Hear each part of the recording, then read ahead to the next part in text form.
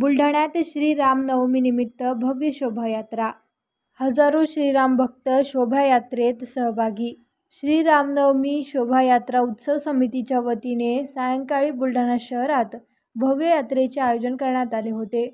श्रीरामनवमीला आज सायंकाळी विष्णुवाडीतील संत गजानन महाराज मंदिरातून या शोभायात्रेला प्रारंभ करण्यात आला.